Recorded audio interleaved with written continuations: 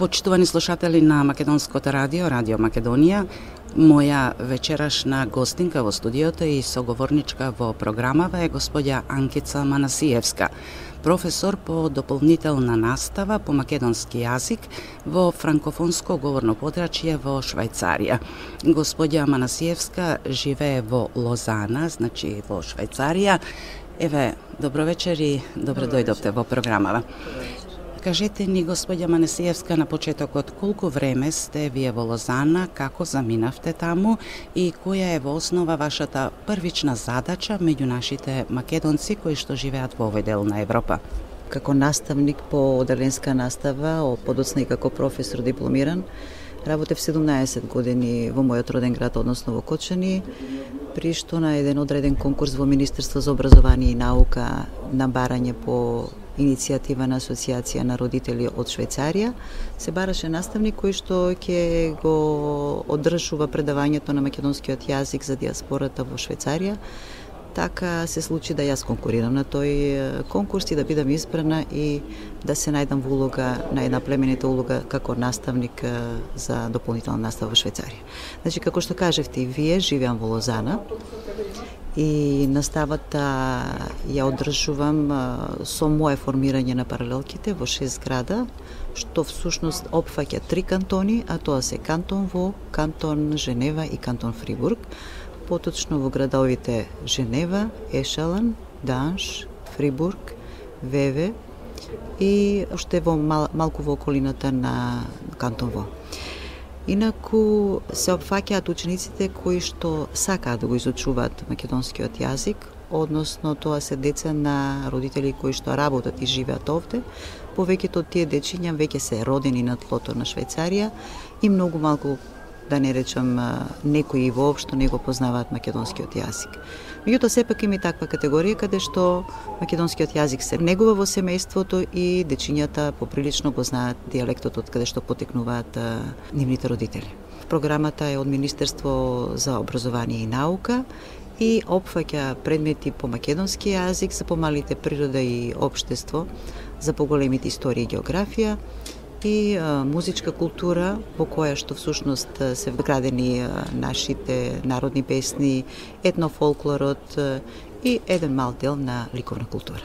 Кажавте многу информации, но би ве замолила и малку по-конкретно, ако може да ни кажете колку вкупно деца се опфатени со оваа настава по македонски јазик, на кој начин таа се изучува, бидејќи рековте дека децата се од различна возраст и со различно ниво на познавање на македонскиот јазик, и ако имате сознание за тоа, колкав е интересот, да речеме колку од вкупниот број на македонци кои што живеат во овие градови кои што ги набројавте, се заинтересирани да ги праќаат своите деца да ја изучуваат оваа настава, односно да го изучуваат македонскиот јазик. Вака сепак е огромна предност да се има наставник по македонски јазик. Некои од родителите го користат тој благодет и ги пуштаат децата на настава, поради тоа што знаат и самите колкаво богатство е да се изучува плюс еден јазик, а поготово кога тоа би бил македонскиот, односно својот јазик на своите предци, односно на своите родители или баби и дедовци. Во моите училишта се опфатени повеќе од 70 деца. Во претходните години имаше и повеќе од 100, така да бројката малку опадна поради слабењето на интересот и поради доаѓањето на некои понови генерации на родители кои што сметаат дека повеќе им се потребни другите странски јазици, повеќе е потребно да обрнат внимание на она што го работат во училиште.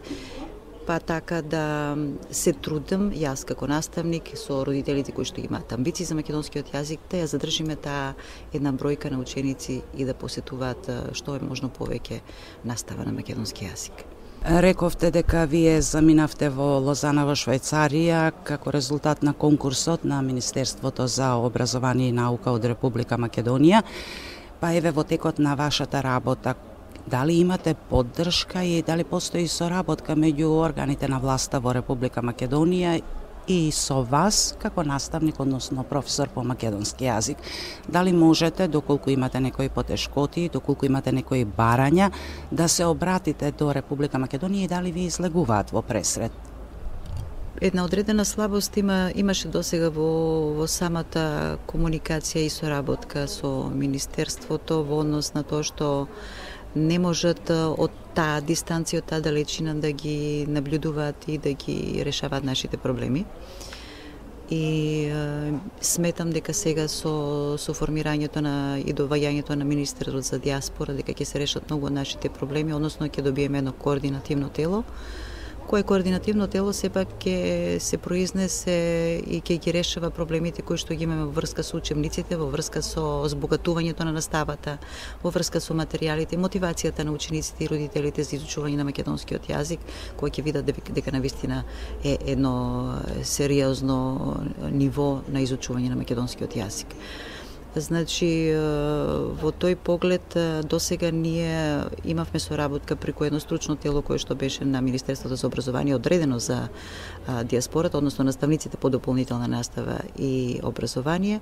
На повеќето наши барања има слух во зависност од тоа колку можеа да имат одговор на сето тоа, бидејќи имаше изготвено и веќе еден модел на работа, односно еден правилник за работа, кој што имаше одредени форми, кои што не ги офатија сите проблематики на наставникот во странство. Од пред 4 години во организација на, односно може подобро е да речам по иницијатива на Обединетата македонска диаспора, почна да се реализира еден проект Родум од Македонија, благодарение на кој одреден број на македонци во Америка, Канада, значи преку океанот, кои што главно имаат потекло поради своите предци од Македонија, имаа можност да дојдат во Македонија. Дали сте размислувале и дали се спроведувало досега нешто такво во Швајцарија? Со оглед на фактот дека и самите рековте дека дел од децата кои што се опфатени со вашата настава се родени во Швајцарија, значи не се родум од Македонија, туку се од нивните предци, а сепак јазикот најубаво се учи на подрачјето на кое што изворно се говори. Има ли таква можност, да речеме, за организиран престој на деца од Швајцарија во Македонија и дали досега тоа сте го направиле? Конкретно, јас како наставник се обидував да направиме една екскурзија за да ги донесеме децата, да ги посетиме барем знаменитостите за кои што учиме во наставата, кои што не можеме само сликовито да ги представиме, туку е подобро е да се видат во живо. Меѓутоа има досега децата летни кампови кои што беа организирани преку Министерство за образование, односно преку одредените сегменти за опфаќање на таквите деца. Меѓутоа мислам дека тие летни кампови не беа доволно посетени или опфатени и се надевам дека во иднина ќе имаме поголема соработка. Инаку дечињата кои што одат кај мене на училиште, односно во моите паралелки, по разговорите со нив, верувајте 99% од нив доаѓаат најмалку 3-4 пати ја посетуваат Македонија, односно своите роднини, пријатели, баби и дедовци, го негуваат, практикуваат овде македонскиот јазик и секако на почетокот на учебната година, кога ќе дојдат после летниот распуст, се осеќа една добра нијанса на подобрување на македонскиот јазик. За крајот би ви поставила уште едно прашање кое можеби не е директно врзано со вашата работа, меѓутоа доколку имате информации би сакала да ми одговорите. Какви се контактите на нашите луѓе, македонците во Швајцарија со матичната земја, со Македонија? Дали можеби со текот на годините тие контакти избледуваат и што според вас, доколку е така, е потребно нашата држава и владините тела кои што се основани со оваа намена да направат за да не се случува тоа? Гледаме многу позитивни примери во светот од одредени земји кои што не дозволуваат иселениците надвор од матичната земја да го изгубат контактот со матичната земја. Дали Македонија на овој план прави доволно и што според вас е неопходно да се направи уште? Вака, постарата генерација, односно родителите на децата кои што ја посетуваат наставата, не ги изгубија корените и се уште ги одржуваат, бидејќи имаат формирано своји друштва, асоциации, со кои друштва и асоциации по повод некои празници или збиднувања се собираат на тие збиднувања, се дружат, комуницираат и го негуваат сето она што е македонско, сето она што значи корен свој, јазик и идентитет. За нив не верувам дека ќе го напуштат тоа, бидејќи многу се трудат околу тоа да го задржат македонскиот јазик, да ја негуваат нашата култура. Меѓутоа сметам дека по новите генерации на децата кои што се родени веќе на тлото на во странство, односно конкретно во мојот случај во Швајцарија, полека се згаснуваат јачината на тој сегмент, бидејќи сепак би кажала децата кои што посетуваат настава нема да го изгубат јазикот. Меѓутоа верувајте, има доволно би кажала силен процент на деца, односно родители кои што не ги праќаат децата на настава и кои што сметаат дека нивната интеграција во земјата во која што живеат е многу поважно од негувањето на македонскиот јазик. Ме прашавте што е она што би било паметно да се направи од страна на државата за да се спречи тоа или да се интензивира изучувањето на македонскиот јазик. Сметам дека тие млади генерации, како што почна до пред некоја година да се опфаќаат некои студенти од странство да можат да посетуваат тука настава или да одат по одредени предпријатија и организации за да вршат размена на искуства, би требало да се зголеми уште поголема соработка. Тој млад кадар, таа млада популација да биде насочена во голема комуникација и кореспонденција со Македонија, со што би биле мотивирани и повеќе би се насочили кон Македонија и македонскиот јазик. Реков ова прашање за крај, но би сакала да ве замолам ако може да добиеме од вас уште неколку податоци. Ги спомнавте македонските друштва и асоциации во Швајцарија, колку вкупно ги има и колку се активни? Од прилика. Од прилика би рекла дека во секој кантон има по неколку друштва, а знаејќи дека има 26 кантони во Швајцарија, значи кога би ги помножиле тоа е една бројка повеќе од 100 здруженија. Многу се активни, некои помалку, некои повеќе. И во мојот кантон повеќе од едно од поактивните македонското друштво Македонија од Ешелан.